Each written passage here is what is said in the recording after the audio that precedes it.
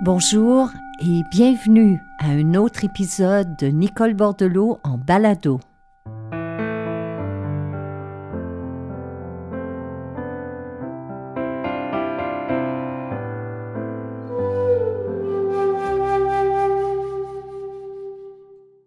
C'est probablement parce que je partage mes intérêts, ma passion pour la méditation, le yoga, le Qigong Yoga depuis tant d'années que certaines personnes ont une image de à quoi ressemble ma vie ou de qui je suis.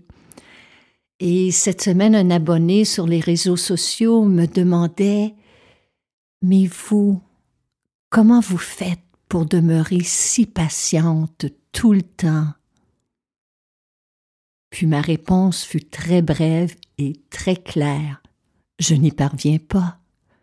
Malgré des années de pratique, je ne suis pas arrivée à un point dans ma vie où je ne cède jamais à l'impatience, où je ne cède jamais à l'angoisse, où je ne cède jamais à la colère. Ces états d'âme font toujours partie de moi. Ce qui a changé par contre, c'est que j'en prends conscience plus rapidement. Mes épisodes d'impatience sont moins fréquents et beaucoup plus courts. Et cela, c'est grâce aux outils tirés de la pratique de la méditation. On le sait depuis de nombreuses années déjà, les neurosciences qui étudient le fonctionnement de notre cerveau nous parlent de sa neuroplasticité, c'est-à-dire sa capacité à se transformer au fil de nos expériences. Vous et moi, nous possédons cette faculté de pouvoir justement s'asseoir avec nous-mêmes et observer le fonctionnement de notre esprit, observer les pensées que l'on cultive, les réactions que l'on vient de vivre. C'est cela, pour moi, la méditation. C'est une voie d'observation qui mène à une réelle transformation. Parce que, pensons-y une seconde, quand notre cerveau se transforme, notre esprit change. Et quand notre esprit change, qui nous sommes se transforme. Et graduellement, c'est notre vision de la réalité. C'est nos réactions face à certaines situations qui, petit à petit, changent tout autant. Et c'est la raison derrière ces balados, et c'est aussi la raison pour laquelle, depuis quelques mois, je guide des séances méditatives en ligne. Et c'est précisément lors d'une de ces soirées méditatives que j'ai partagé des outils qui m'aident, moi, au quotidien, à céder moins souvent, moins longtemps à l'impatience. Et j'aimerais vous en offrir des extraits cette semaine, dans l'espoir que vous pourrez vous aussi y trouver des ressources pour mieux comprendre ce qui se cache derrière nos impatiences et pour mieux les dénouer. Alors je cède place à ce webinaire. Bonne écoute.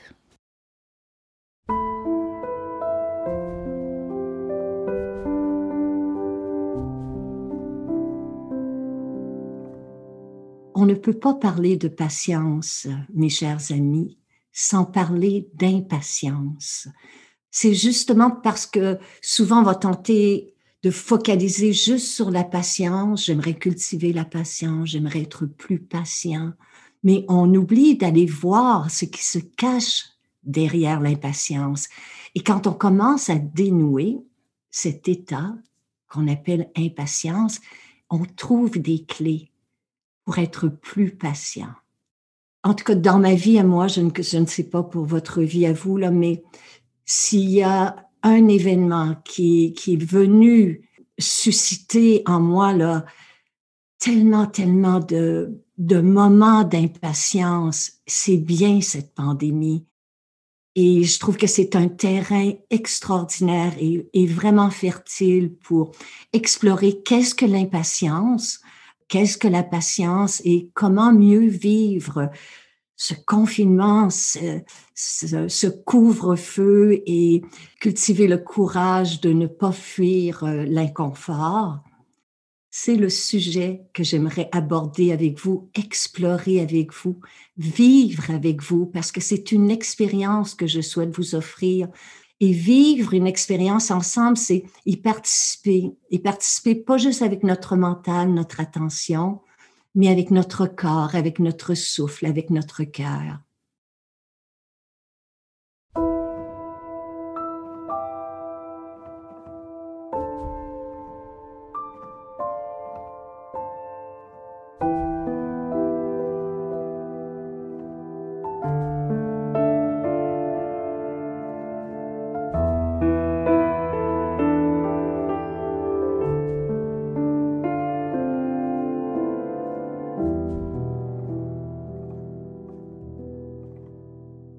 Donc, la première chose qu'il faut savoir, c'est que le mot impatience vient d'un terme grec, mais qui vient aussi du mot pâtir. Donc, on trouve dans impatience le vieux mot pâtir. Pâtir qui veut dire souffrir. Alors, c'est un premier signe, un premier indice que lorsque nous sommes impatients, on en souffre. Il y a une partie de nous qui vit cet état-là parce que c'est du stress, c'est de l'agitation, c'est de la frustration. Puis on le fait vivre et on le fait subir aux autres aussi.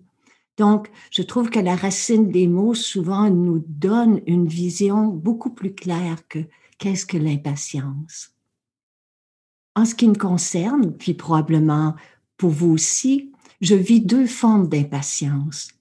Comme par exemple, ce soir, j'avais l'impatience de vous retrouver. J'étais impatiente de vous retrouver. Donc, c'est une impatience qui est faite de joie, qui est une impatience dite joyeuse. C'est celle des enfants qui attendent Noël ou qui attendent les vacances d'été. C'est vraiment cet élan du cœur où déjà on vit comme un bonheur par anticipation. On le savoure déjà d'avance quand on est impatient de déguster un repas parce qu'on sent les arômes, quand on voit les feuilles commencer à apparaître dans les arbres au printemps, on sent cette impatience-là, que la chaleur revienne. Donc, il y a une impatience qui est belle et qu'on doit cultiver parce qu'elle est faite d'émerveillement, elle est faite de vie, elle est faite de joie. Mais il y a l'autre aussi. Il y a celle qui est faite de frustration, celle qui est faite d'agitation, celle qui est l'impatience qui nous saisit, qui nous serre la gorge, qui fait battre notre cœur et qui nous fait réagir et qui nous fait parfois dire des choses ou commettre des actions ou qui nous dépassent tellement c'est une pulsion, l'impatience. Dans mon expérience, l'impatience n'est pas un défaut. C'est un conditionnement qui s'installe inconsciemment.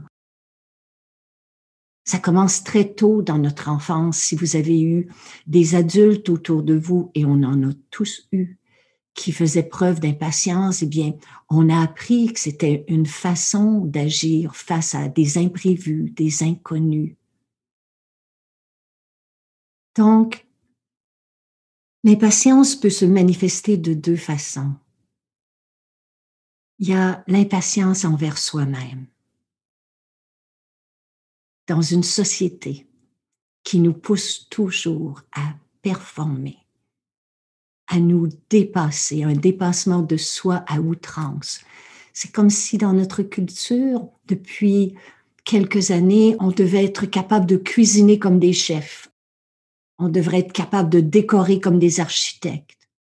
On devrait être capable de danser comme des stars. On devrait être capable de méditer comme des moines bouddhistes. On dirait qu'il y a plus de place ou il y a moins de place pour l'essai-erreur. Alors, on perd patience rapidement avec soi si justement notre apprentissage est plus lent, si on ne performe pas à la hauteur de nos espérances. Donc, vous voyez, l'impatience, c'est pas juste d'être confiné avec d'autres entre quatre murs. Si on est seul, on peut quand même subir de l'impatience, notre propre impatience. Nous la subissons nous aussi. Il y a cette voix dans notre tête qui constamment peut nous critiquer ou nous comparer. Puis il y a bien entendu l'impatience envers l'autre. Et c'est souvent envers ceux et celles qu'on aime le plus, étonnamment.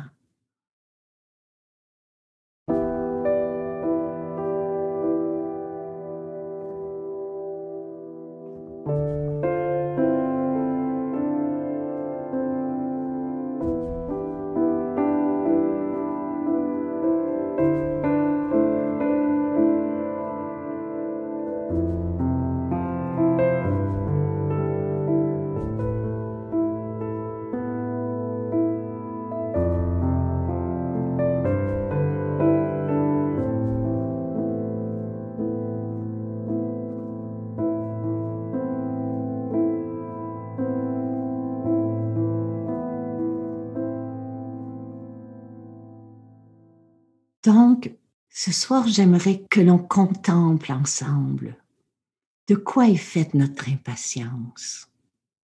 Qu'est-ce qui se cache derrière? Parce que c'est à cela que sert la méditation. Méditer, c'est pas un outil pour se calmer comme un antidépresseur. Méditer, c'est être capable de s'observer avec bienveillance et sans jugement, dans le but de se comprendre et de se connaître. Si vous vous asseyez présentement confortablement, que vous déposez vos deux pieds au sol, que vous déposez vos mains sur vos cuisses, et que soit vous fermez les yeux si c'est confortable, ou vous les gardez ouverts. Commencez par simplement atterrir ici et maintenant.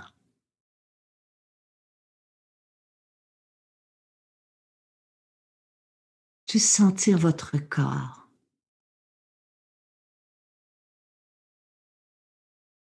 Sentir le sol sous vos pieds, sa solidité.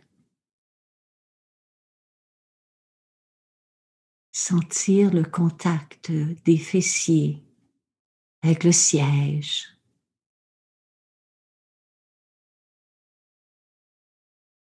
Puis prenez quelques secondes juste pour glisser vos épaules dans votre dos, juste pour créer de l'espace pour le cœur, créer de l'espace pour les poumons. Et détendez votre visage. Détendez vos yeux. À présent, faites juste laisser venir à vous un moment récent où vous avez senti de l'impatience monter en vous.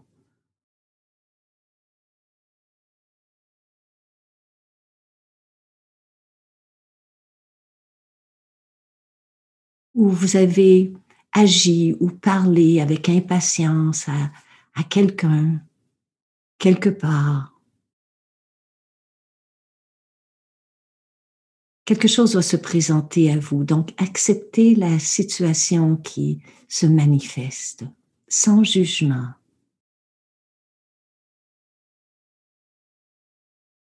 Prenez le temps de voir où vous étiez à ce moment-là, à ce moment d'impatience.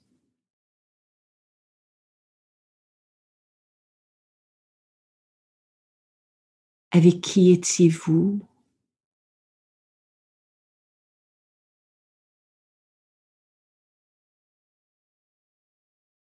Puis il y a eu un élément un élément déclencheur qui a fait que vous avez perdu patience, soit envers vous-même ou soit envers quelqu'un d'autre.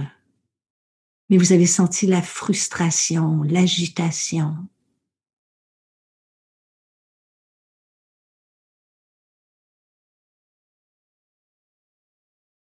Si vous aviez à cibler dans votre corps,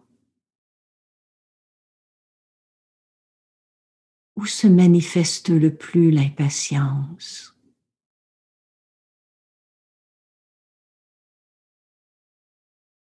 Je vous donne un exemple, comme moi j'ai une scène là, qui me revient en tête, où j'ai été impatiente et je peux le sentir présentement dans ma mâchoire. Je peux sentir ma mâchoire plus tendue. Pour d'autres, ça sera dans les épaules ou dans la gorge. Pour d'autres, ça peut être dans le dos, dans le ventre.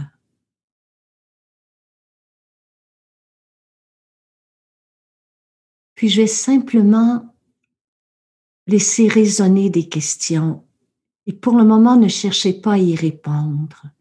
Faites juste les respirer, leur laisser de l'espace.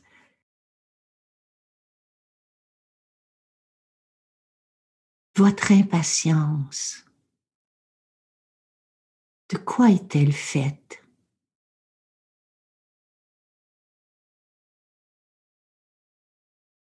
Est-ce que c'est un mécanisme de défense?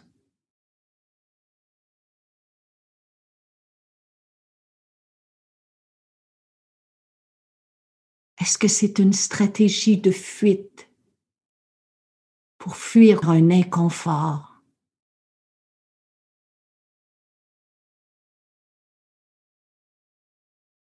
Est-ce que c'est un besoin de contrôler l'autre?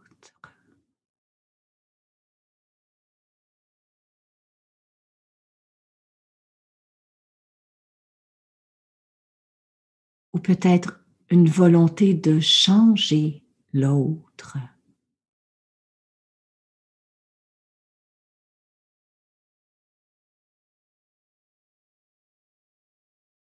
Est-ce qu'il y a peut-être un soupçon d'orgueil dans l'impatience?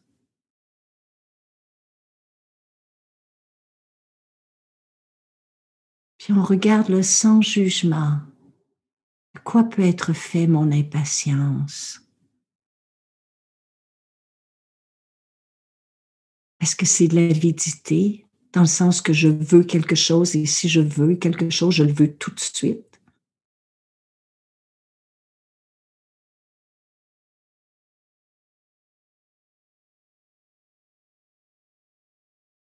Est-ce parce que je veux imposer ma volonté, ma façon de faire, mon rythme?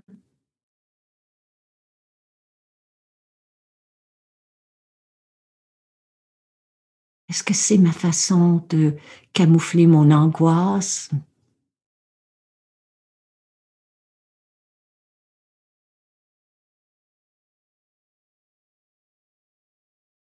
Puis là, je le sais, là, ces questions-là sont pas très confortables à laisser résonner en soi. Parce que ce que l'on veut, c'est la patience. On veut pas observer et comprendre notre impatience.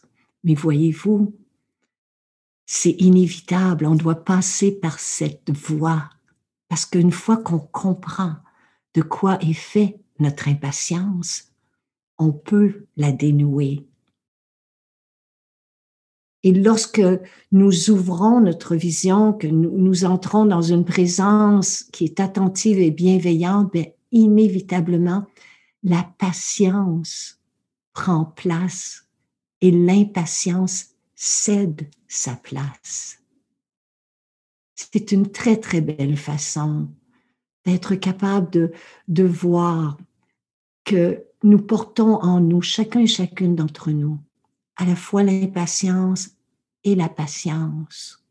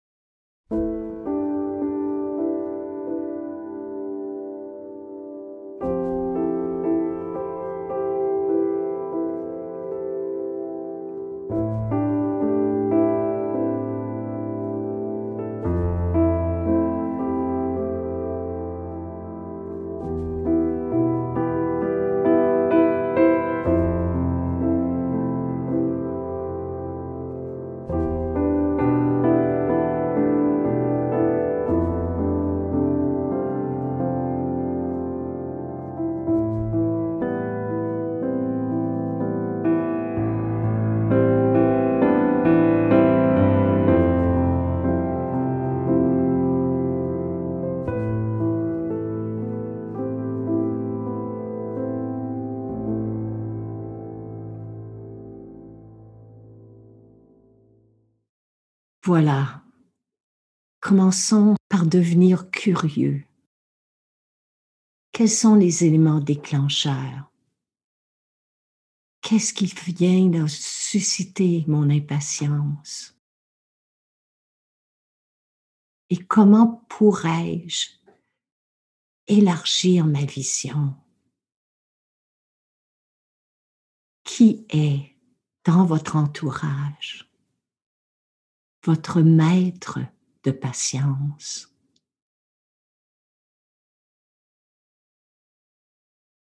Qui a été mis sur votre chemin justement pour que vous puissiez vous exercer à être un peu plus patient, un peu plus patiente?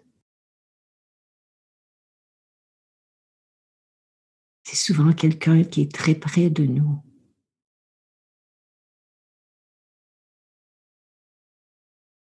S'il y a une chose que j'aimerais que l'on ressente ensemble ce soir, alors que nous sommes tous en lien, c'est que notre société, notre culture, constamment nous pousse à vouloir les choses rapidement. À un clic, la technologie, on n'est plus capable d'attendre une nanoseconde. Et c'est ce qui fait justement qu'on se sent plus stressé, plus agité en temps de confinement, parce que partout, les choses prennent un rythme différent. Partout, nous sommes appelés à attendre. Tellement de choses sont annulées, déplacées, retardées. Alors c'est pour cela que c'est important de s'y exercer dans des petites choses pour pouvoir justement mieux vivre avec les changements.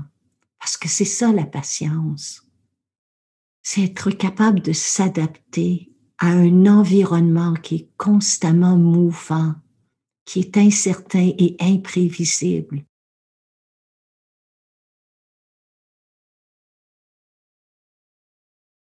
Quand je manque de patience, est-ce que je manque d'ouverture? Ouverture au changement, d'ouverture à la nouveauté, d'ouverture à quelque chose qui m'est inconnu, mais peut-être que si je m'ouvre, je vais voir les choses différemment. Donc on peut remplacer patience par ouverture.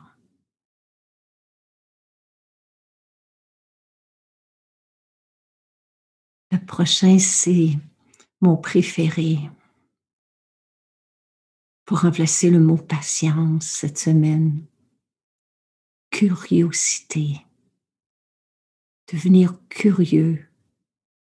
Curieux que les autres n'ont pas le même rythme que moi, mais peut-être que leur rythme, même s'il est différent, pourrait aussi devenir un peu le mien. Que cette façon de faire les choses pourrait peut-être aussi, je ne sais pas, m'apporter autre chose. Donc, devenir curieux.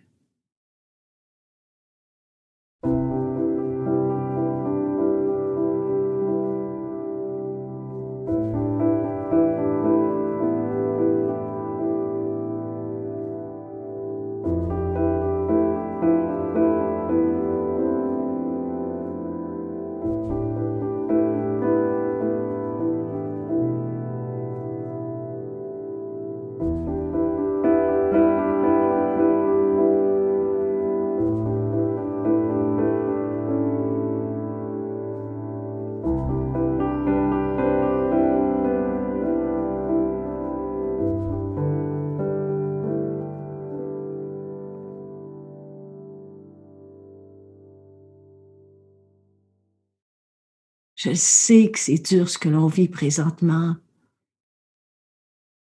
mais de temps en temps, là, d'ajouter un peu de légèreté dans notre tête, de rire de soi avec bienveillance, de se rappeler d'un immense fou rire qu'on a eu là il y a quelques semaines, quelques mois ou quelques années, puis de le sentir dans notre corps, de ramener cette vie-là en nous.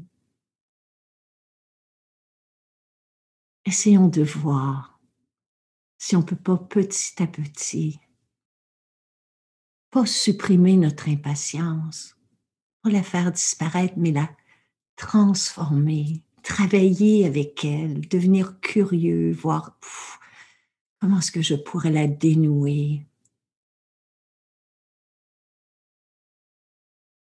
Voilà. Encore une fois, là, je ne sais pas comment vous avez reçu tout cela, mais ça vient tellement de notre cœur. C'est simple, c'est pas parfait, on se trompe, puis on fait de notre mieux tout le monde.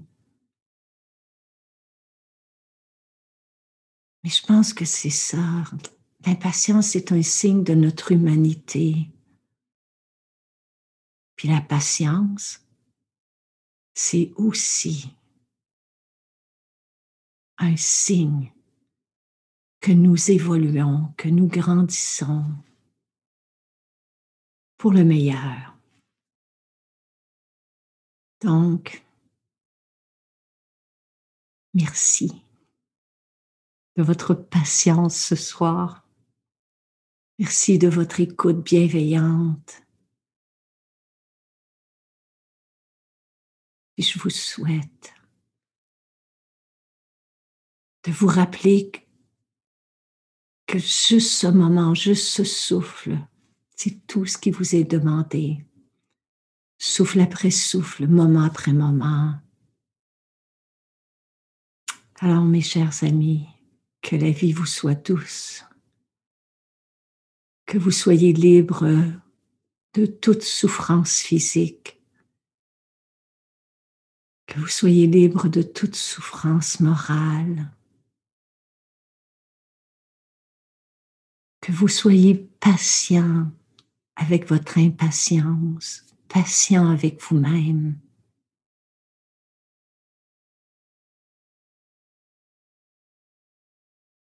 Que vous soyez en santé, bien entendu. Que partout où vous soyez, vous vous sentiez en sécurité. Que vous sentiez que nous sommes en lien. Et le plus important de tout, que vous soyez en paix dans votre cœur et dans votre esprit. Namaste.